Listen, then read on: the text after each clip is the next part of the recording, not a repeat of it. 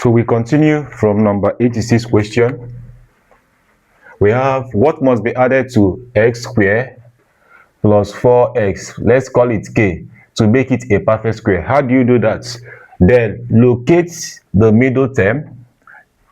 That is, let's call it, this k is equals to locate the middle term, which is 4, divide it by 2 and square it. So 4 divided by 2 is 2. 2 square will give us 4. So what must be added is 4. 87. In triangle MNP, point M is due north. Point M is due north of N. So N should be here. Due north means straight. So let's go here M. The bearing of P from N. The bearing of P from N is 130 degrees. So let's say that here is the end. Here is north. So if you draw this like this, this is from here to here is 90. So 130 should be somewhere here. So here should be 130 degrees. So here represents your P.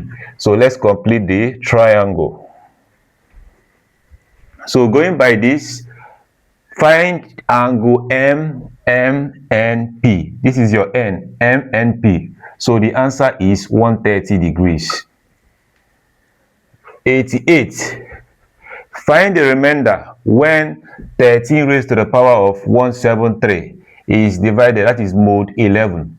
So let's split this 13. This 13 is equivalent to 2 in mode 11. Using Fermat's little principle, it states that if this 2 that is here, 2 raised to the power of, then 10 is equivalent to 1. That is the principle. So 2 raised to the power of 10 is equivalent to 1. So going by this principle in mode 11, going by this principle here, so what are we going to do next? So let's go back to this. So this 173, let's split it out. This 173 is like 10 times 17 plus 3. 10 times 17 plus 3. Then going by this, what do we do next? Let me want to continue from up here so that you understand what I'm trying to explain. So going by this 2 raised to the power of 173 is equal to, this is 2 raised to the power of 10 bracket 17 times 2 raised to the power of 3, because when you are multiplying law of indices plus, when you are multiplying, it means you are adding. So what is 2 raised to the power of 10 here is 1. So this is 1 raised to the power of 17 times 2 raised to the power of 3 is 2 times 2 times 2, which is 8. So we have 1 raised to the power of 17 is 1 times 8. So the answer is 8 in mode 11. 89. A bottle is actually 2.40 L, but is recorded as 2.50 L. Find the percentage error. Percentage error is equal to the absolute value of recorded minus actual times 100 all over actual. So we have recorded as 2.50 minus actual is 2.40 all over actual 2.40 times 100. So going by this, 2.50 minus 2.10 will give you 0.10 over 2.40 times 100. So this times 100 will give you 100. No, this is 12. That is 1 over 2.40. Let me actually check what I solved here. This should be number 89. So what I solved here, what I got here is 4.17%. So when you simplify this, you get 4.17%. So the idea is to know how to get this. So the reason for this absolute value is that when you get negative, you convert it to positive. So be careful, because there are some cases that this value here will be smaller than this one, than the actual. So let's go to number 90. I have to clean all of this so that we'll have space for number 90 question. Number 90.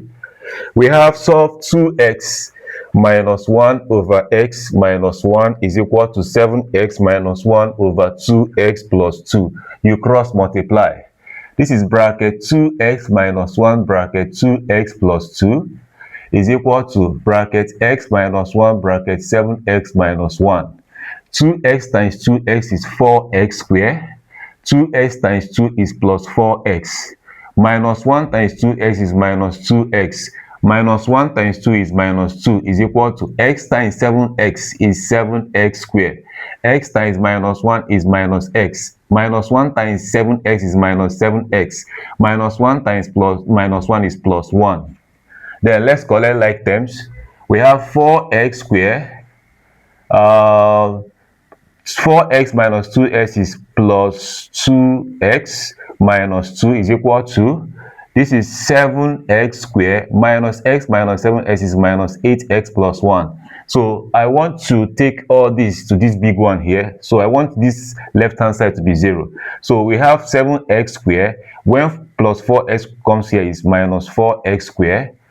Then we have minus 8x already here. When plus 2x comes here is minus 2x. We have plus 1 already here. When minus 2 comes here is plus 2. So 0 is equal to 7x squared. 7x squared minus 4x squared is 3x squared.